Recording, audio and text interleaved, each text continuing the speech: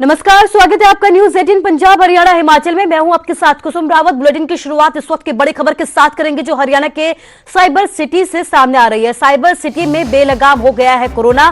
16 नए केस सामने आए हैं। 5 डूंडा हेड़ा के रहने वाले सामने आए। इसके साथ ही 3 सब्जी मंडी और आड़ती से जुड़े हुए बताए जा रहे हैं। 2 दिल्ली पुलिस के जवान संक्रमित बताए जा रहे हैं। इसके साथ ही के परिजन शामिल है। कोरोना पॉजिटिव जो आंकड़ा सामने है उसमें गुरुग्राम में कोरोना मरीजों का आंकड़ा अगर बात की जाए तो 142 यहां पर हो चुका है। जिले में 13 और मरीजों ने दी है कोरोना को मात, यानी कि 13 मरीज यहां पर ठीक हो चुके हैं। अब तक 64 मरीज ठीक हुए हैं। 76 एक्टिव केस यहां पर बताए जा रहे हैं। तो आंकड़ा लगातार साइबर सिटी में बढ़ता जा रहा है, जहां पर 16 नए केस सामने आए हैं। 5 डूंडा हेड़ा के रहने वाले बताए जा रहे हैं। 3 सब्जी मंडी वाले और आरती बताए जा रहे हैं। 2 दिल्ली पुलिस के संक्रमित जवान के परिजन भी इसमें शामिल हैं। गुरुग्राम में कोरोना मरीजों का आंकड़ा 142 हो गया है। गुरुग्राम का आंकड़ा हम आपको बता रहे हैं, जहां पर 142 टोटल आंकड़ा हो चुका है, जबकि 64 लोग यहां पर ठीक हो चुके हैं। राहत की बात यह है कि जनहानि कोरोना की वजह से यहां पर नहीं हुई है, लेकिन आंकड़े में इजाफा लगातार होता जा रहा है। 64 मरीज यहां पर ठीक हुए हैं। इसके साथ ही 76 एक्टिव केस यहां पर बताए जा रहे हैं। तो लगातार आंकड़ों में इजाफा यहां पर हो रहा है। 16 नए केस यहां पर सामने आए हैं। 5 ढूंढा हेड़ा के रहने वाले बताए जा रहे हैं जो एक्टिव केस सामने आए। इसके साथ ही 3 सब्जी मंडी वाले और आड़ती वालों से जुड़े हुए बताए जा रहे हैं। 2 दिल्ली पुलिस के जो संक्रमित जवान हैं उनके परिजन भी कोरोना पॉजिटिव हो चुके हैं। इसके साथ ही गुरुग्राम में कोरोना मरीजों का आंकड़ा अगर टोटल आंकड़े की बात की जाए तो 142 यहां पर हो चुका है।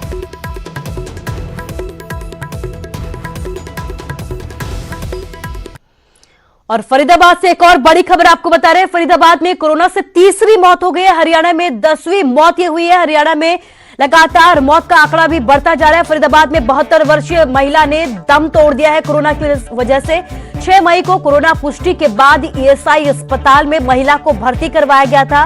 डॉक्टर्स के मुताबिक हार्ट अटैक और अन्य कई वजहों से मौत हुई है। इसके साथ ही हरियाणा में कोरोना मरीजों का आंकड़ा 700 के करीब पहुंच चुका है। प्रदेश में एक ही दिन में कोरोना के 45 और नए केस सामने आए हैं और अब तक 692 आंकड़ा यहां पर हो चुका है। गुरुग्राम से 16, सोनीपत से 13, फरीदाबाद से 6 नए मामले सामने आए हैं। सोनीपत में कोरोना मरीजों का आंकड़ा 100 पहुंच चुका है। फरीदाबाद में कोरोना के अब तक 94 पॉजिटिव केस आ चुके हैं। तो लगातार आंकड़ों में इजाफा होता जा रहा है। इस बीच बड़ी खबर यह है, बड़ी बात यह है कि एक और जनहानि हुई है कोरोना की वजह से। 10वीं मौत ये हुई है और फरीदाबाद में कोरोना की वजह से ये तीसरी मौत बताई जा रही है, जहां पर 72 वर्षीय बुजुर्ग महिला ने कोरोना की वजह से दम तोड़ दिया है। 6 मई को कोरोना पुष्टि के बाद ईएसआई अस्पताल में भर्ती करवाया गया था।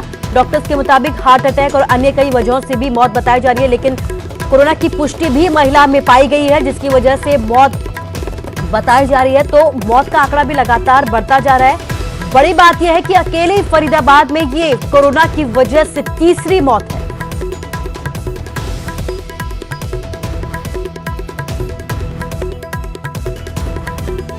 फरीदाबाद में लगातार आंकड़ों में इजाफा होता जा रहा है। कोरोना मरीजों की संख्या लगातार बढ़ती जा रही है। इस बीच 94 यहां पर पॉजिटिव केस है। 55 लोग ठीक हो चुके हैं, लेकिन बड़ी बात यह है कि आंकड़ों में इजाफा होता जा रहा है। 3 मौत यहां पर अब तक हो चुकी हैं। तीसरी मौत की खबर हाल ही में सामने आई है, जहां पर एक 72 वर्षीय बुजुर्ग महिला ने दम तोड़ दिया है कोरोना की वजह से। तो लगातार आंकड़ों में इजाफा होता जा रहा है और इस बीच लगातार तीसरी मौत फरीदाबाद से सामने आई है। सोनीपत का आंकड़ा आपको बता रहे हैं, जहां पर 100 पॉजिटिव केस अभी तक हो चुके हैं। 9 लोग ठीक हो चुके हैं। आपको बता दें कि ज्यादातर जो आंकड़े सामने आए हैं वो दिल्ली से सटे हुए इलाकों में, शहरों में, जिलों में ज्यादातर सामने आए हैं, जिनमें कई केस जो है वो दिल्ली से जुड़े हुए हैं। इसके साथ ही सब्जी मंडी से जुड़े हुए भी बताए जा रहे हैं। सोनीपत का आंकड़ा हम आपको बता रहे हैं, जहां पर 100 पॉजिटिव केस सामने आ चुके हैं। 9 लोग ठीक भी हो चुके हैं। तो फरीदाबाद के बाद हमने आपको सोनीपत का आंकड़ा बताया, जहां पर 100 केस सामने आए हैं। 9 लोग, बड़ी बात यह है कि ठीक भी हुए हैं। झज्जर की अगर बात की जाए तो 74 केस यहां पर पॉजिटिव है। 10 लोग ठीक हो चुके हैं। अलग अलग शहरों का हाल हम आपको बता रहे हैं। इसी कड़ी में झज्जर की पूरे आंकड़े हम आपको बता रहे हैं, जहां पर 74 केस पॉजिटिव आ चुके हैं। इसके साथ ही अच्छी बात यह है कि 10 लोग यहां पर ठीक भी हो चुके हैं। झज्जर की खास बड़ी बात यह भी है कि अभी तक जितने भी केस यहां पर सामने आए हैं ज्यादातर सब्जी मंडी से ही जुड़े हुए बताए जा रहे हैं। अभी तक जितनों का भी कनेक्शन झज्जर में कोरोना मरीजों का सामने आया है वो सब्जी मंडी से सामने आया है। तो लगातार आंकड़ों में इजाफा यहां पर हुआ है, जहां पर अब 74 पॉजिटिव केस बताए जा रहे हैं।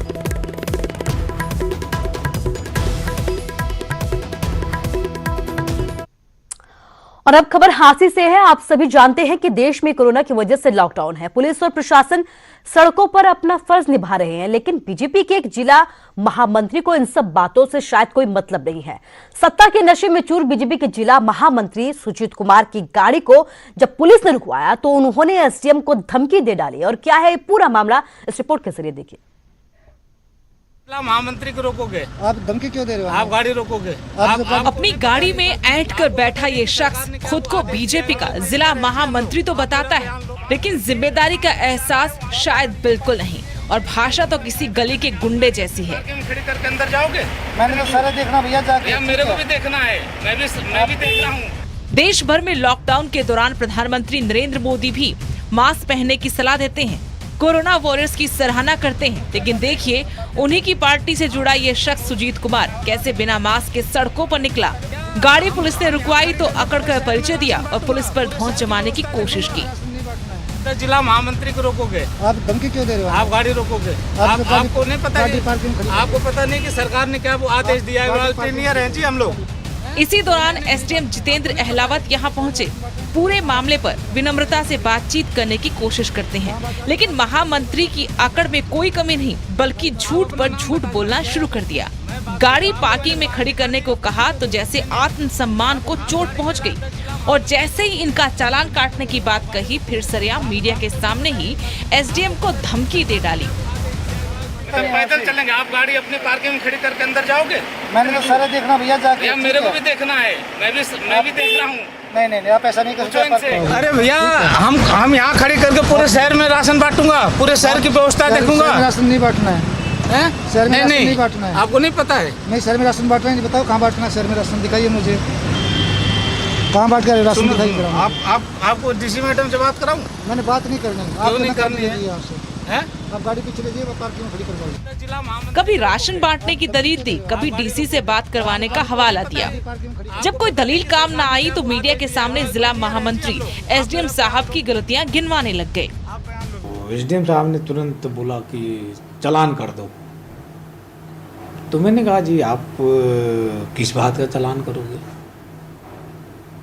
मेरी यहाँ ऑफिस के सामने भी जगह गाड़ियाँ आने खड़ी हो रही है, मगर वो अपनी मर्यादा भूलकर एक एसडीएम की पावर दिखा रहे थे।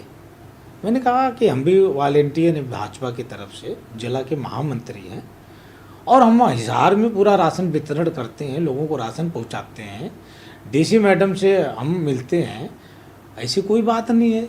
और इस गाड़ी का पास है मेरे पास, मैं यूँ नहीं घूम रहा हूँ पूरे शहर में या पूरे हरियाणा में। और मेरे महामंत्री होने के नाते जिला पूरा अपने अंडर में आता है, तो यहाँ भी मैं कार्यकर्ताओं से मिलने आया हूँ। तो थोड़ा सा लैंग्वेज गलत बोल रहे थे कि चालान काट दो। तो मैंने कहा किस चीज़ का चालान काटोगे भाई? इस बात को लेकर विवाद हुआ। बीजेपी के जिला महामंत्री और एसडीएम की बहस का ये वीडियो सोशल मीडिया पर खूब वायरल हो रहा है। अब इंतजार इस बात का है कि बीजेपी की तरफ से इस मामले पर क्या एक्शन लिया जाता है। क्या प्रशासन के लिए परेशानी खड़ी करने वाले ऐसे लोगों पर कार्रवाई करके पार्टी की तरफ से जल्द कोई संदेश दिया जाता है, या फिर पार्टी इस मामले पर चुप्पी साधकर अपनी ही नीतियों पर सवाल खड़े करेगी? हांसी से संदीप सैनी, न्यूज़ 18।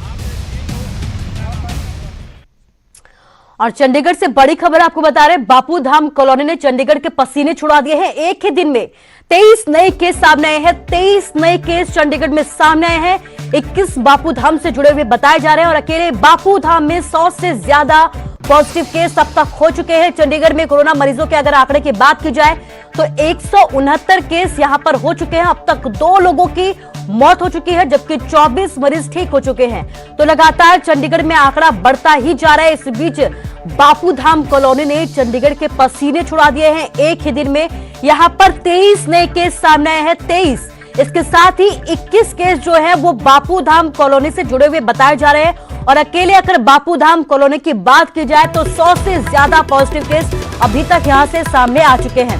चंडीगढ़ में अगर टोटल आंकड़े की बात की जाए तो 169 यहां पर आंकड़ा हो चुका है। इसके साथ ही 2 लोगों की मौत हो चुकी है, 24 मरीज यहां पर ठीक हो चुके हैं।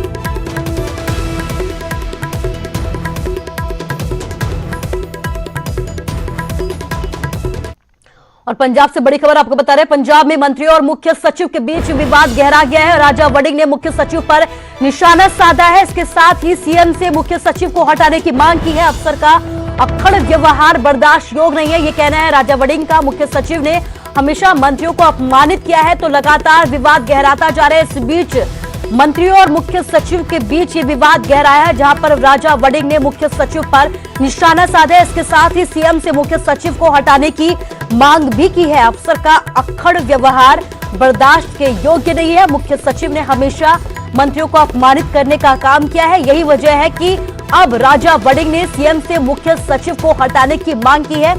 आपको बता दें कि कल मंत्रियों की बैठक थी, जिसके बाद ये पूरा विवाद सामने आया है, जहां पर पंजाब में मंत्रियों और मुख्य सचिव की विवाद की खबर सामने है। इसके साथ ही राजा वड़िंग ने मुख्य सचिव को यहां पर हटाने की मांग की है।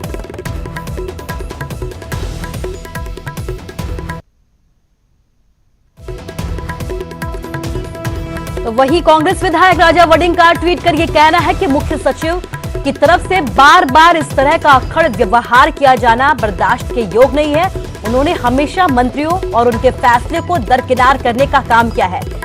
राजा वड़िंग का यह कहना है कि मैं सीएम से यह अपील करता हूं कि उन्हें तुरंत उनके पद से हटाया जाए। मेरे पास अधिकार हो तो मैं ऐसे अधिकारी को तहसीलदार भी न बनाऊं। ये कहना है राजा वड़िंग का, जिन्होंने ट्वीट कर सीएम से मुख्य सचिव को हटाने की मांग भी की है।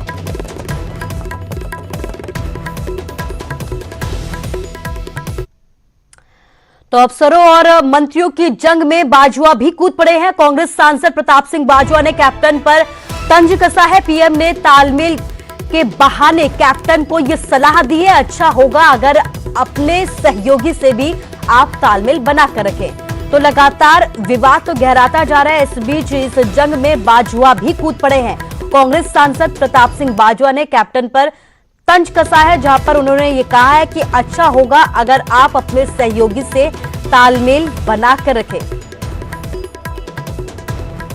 तो प्रताप सिंह बाजवा ने ये ट्वीट किया है, कैप्टन अमरिंदर सिंह जी, मुख्यमंत्रियों के साथ कोरोना के खिलाफ प्रधानमंत्री से तालमेल की कोशिश पर मैं आपके प्रयासों की प्रशंसा करता हूं, लेकिन जब पंजाब में हित की बात आती है तो आप अपने सहयोगियों से भी ऐसा ही तालमेल बनाकर रखें, तो ये आपके लिए ही मददगार होगा। ये कहना है प्रताप सिंह बाजवा का, जिन्होंने ट्वीट की है और ट्वीट के जरिए मुख्यमंत्री कैप्टन अमरिंदर सिंह को सलाह दी है कि अपने सहयोगियों से तालमेल बनाकर रखें, यह आपके लिए बेहद मददगार साबित होगा।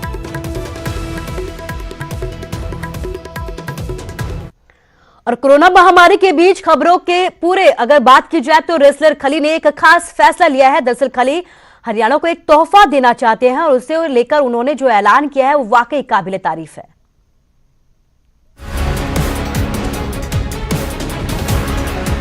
देश में हुए लॉकडाउन और कोरोना के कहर से इन दिनों हर शख्स परेशान है। इस बीच रेसलर द ग्रेट खली इन दिनों कुछ खास योजना बनाने में जुटे हैं। खली और हरियाणा का हमेशा से ही खास रिश्ता रहा है। इसी के चलते अब ग्रेट खली हरियाणा के करनाल में एक ढाबा और स्पोर्ट्स कॉम्प्लेक्स शुरू करेंगे। खास बात ये भी है कि इस ढाबे में जहां कोरोना वॉरियर्स यानी कि जो पुलिस कर्मचारी या डॉक्टर्स अपनी ड्यूटी निभाते हुए कोरोना से संक्रमित होकर ठीक हुए हैं, उनके लिए ढाबे में खाना मुफ्त दिया जाएगा। वहीं स्पोर्ट्स कॉम्प्लेक्स में हरियाणा के खिलाड़ियों के लिए बॉक्सिंग, रेसलिंग और वॉलीबॉल जैसी सुविधाएं भी दी जाएंगी। यहाँ पर ऐसा होगा, एक तो स्पोर्ट्स एकेडमी जिसमें मतलब वॉलीबॉल, कबड्डी और कुश्ती, बॉक्सिंग और ये आप टीवी पे देखते रेसलिंग, WWE ये भी होंगी। तो ये सारी चीज़ें होंगी और दूसरा मेरा उसके साथ ढाबा भी होंगे। जो हमारे योद्धा एक उसके लिए लड़ रहे हैं कोरोना को हराने के लिए, जैसे पुलिस प्रशासन और डॉक्टर की भी कितना एक टफ इससे गुजरते हैं लोग, सब लोग घर में हैं और वो फील्ड में। तो मैं उनको ये बताना चाहूँगा कि जो लोग कोरोना पॉजिटिव होंगे, जिनकी ट्रीटमेंट चलती है, उनके लिए मेरे ढाबे में खाना फ्री।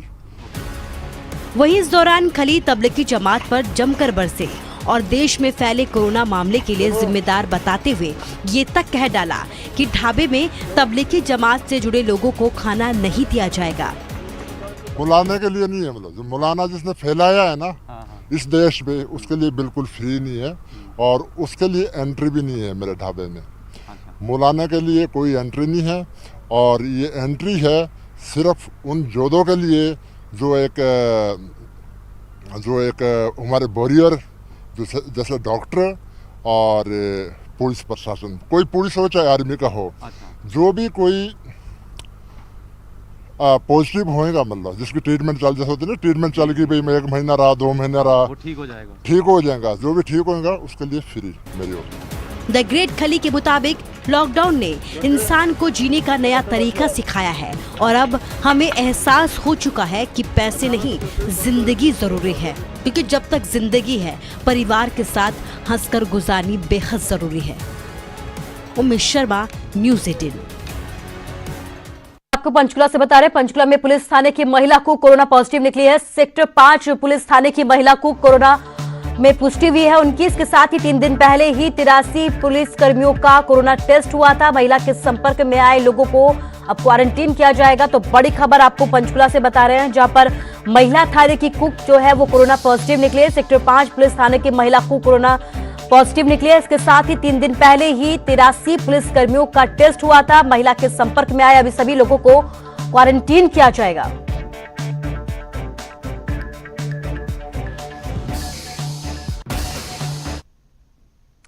तो कोरोना के मरीजों के लिए राहत की खबर है। एक बार फिर से रिपोर्ट नेगेटिव आने के बाद मरीजों को घर भेज दिया जाएगा। स्वास्थ्य मंत्रालय ने मरीजों को डिस्चार्ज पॉलिसी में बदलाव भी किया है। हालांकि केंद्र की इन गाइडलाइंस पर पंजाब सरकार अभी विचार कर रही है।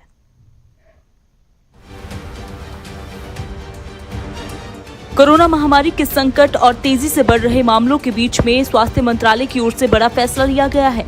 स्वास्थ्य मंत्रालय ने मरीजों को डिस्चार्ज करने की पॉलिसी में बदलाव करते हुए नई गाइडलाइंस जारी की हैं, जिसके मुताबिक अब एक बार रिपोर्ट नेगेटिव आने के बाद मरीज को घर भेजा जा सकता है। यानी कि जो ठीक हो चुके हैं उनकी जांच सिर्फ एक बार की जाएगी, जो कि पहले कई बार की जाती थी। हालांकि जो मरीज गंभीर हालत में हैं, उनकी जांच कई बार होगी और उनको घर नहीं भेजा जाएगा। अस्पताल में दाखिल मरीजों के लिए दिशा निर्देश भी जारी किए गए हैं। एक बार रिपोर्ट नेगेटिव आने पर डिस्चार्ज मिलेगा। लक्षण के 10 दिन बाद 3 दिन बुखार ना होने पर छुट्टी मिलेगी और डिस्चार्ज से पहले किसी भी तरह की जांच की जरूरत नहीं होगी। हालांकि मरीज को घर पहुंचने पर 7 दिन के लिए क्वारंटीन रहना होगा। मरीज को कोरोना से बचने के लिए जागरूक किया जाएगा। अगर दोबारा से लक्षण नजर आते हैं तो कोविड सेंटर से संपर्क किया जाएगा, जो 14वें दिन टेली कॉन्फ्रेंस के जरिए मॉनिटर करेगा। मॉडरेट केस जो हैं उनको DCHC यानी कि डेडिकेटेड कोविड हेल्थ सेंटर में दाखिल किया जाएगा, जहां पर हर बेड पर ऑक्सीजन का प्रबंध होगा। हालांकि जो गंभीर मरीज हैं उनको डिस्चार्ज नहीं मिलेगा और उनकी जांच जो है वो बार बार की जाएगी। स्वास्थ्य मंत्रालय की ओर से जो गाइडलाइंस जारी की गई हैं, पंजाब सरकार उन पर अभी विचार कर रही है। गौरतलब है कि कोरोना के मरीजों की संख्या 60,000 तक पहुंच गई है। ऐसी स्थिति में अस्पतालों के आगे मरीजों की भर्ती का संकट और भी गहरा हो गया है। बता दें कि अब तक कोई भी कोरोना का मरीज उस समय तक ठीक नहीं माना जाता था जब तक 24 घंटों के अंदर 2 बार की गई RT और PCR टेस्ट की रिपोर्ट नेगेटिव नहीं आती थी। हालांकि अब टेस्ट की रिपोर्ट एक बार नेगेटिव आने के बाद ही मरीज को अस्पताल से छुट्टी दे दी जाएगी। स्वास्थ्य मंत्रालय की नई गाइडलाइंस पर पंजाब सरकार विचार कर रही है, जिसके बाद ही फैसला लिया जाएगा कि आखिरकार पंजाब में इन गाइडलाइंस को किस तरीके से लागू किया जाएगा। Bureau report, news 18। किसानों के मुद्दे पर कांग्रेस ने मनोहर सरकार को जमकर घेरा है। गेहूं के MSP में 15 रुपए प्रति क्विंटल कटौती का विरोध किया गया है। किसानों के शोषण का नया अध्याय लिखा गया है, ये कहना है सुरजेवाला का। किसानों को पिछले 21 दिनों में एक फूटी कौड़ी भी नहीं मिली है। गेहूं और सरसों खरीद का भुगतान 24 घंटे में किया जाए, ये कहना है कांग्रेस नेता सुरजेवाला का, जिन्होंने किसान के मुद्दे पर मनोहर सरकार को जमकर घेरा। गेहूं के एमएसपी में 15 रुपए प्रति क्विंटल की कटौती का उन्होंने विरोध किया है। किसानों के शोषण का नया अध्याय लिखा गया है, ये कहना है रणदीप सुरजेवाला का, कांग्रेस के नेता है। कांग्रेस ये भी उनका ये कहना है कि किसानों को पिछले 21 दिनों में एक फूटी कौड़ी भी नहीं मिली है। गेहूं और सरसों खरीद का भुगतान 24 घंटे में किया जाए। तो किसानों के मसले पर सुरजेवाला ने यहां पर मनोहर सरकार को जमकर घेरा और 24 घंटे में ही गेहूं और सरसों खरीद का भुगतान करने की बात कही। 6 की रात को, परसों रात को उन्होंने ये एक नया तुगलकी फरमान जारी किया। किसान की गेहूं के न्यूनतम समर्थन मूल्य से 15 रुपए की कटौती की जाएगी। हरियाणा के अंदर किसान की फसल में अगर दाना सूख गया केवल 4% से 8%, तो 4 रुपया 81 पैसे, और 8 से 10% अगर नमी है तो 9 रुपया 62 पैसे की कटौती होगी, और 10% से अधिक नमी है तो फसल ही नहीं खरीदी जाएगी। गेहूं और सरसों की फसल का भुगतान नहीं हुआ और व्हाट्सएप के माध्यम से डीएफएससी को यह कह दिया गया है कि आप 25 अप्रैल के बाद गेहूं का भुगतान ना कीजिए। खट्टर साहब, कहां जाएगा किसान? हमारी ये मांग है कि 6 मई 2020 का ये तुगलकी फरमान वापस हो, या फिर किसान से 14 रुपया 43 पैसे प्रति क्विंटल की कटौती बंद हो और ये सारे पैसे का भुगतान खट्टर सरकार करे। और फिलहाल के लिए इस बुलेटिन में बस इतना ही, लेकिन आगे खबरों का सिलसिला लगातार जारी रहेगा। नमस्कार।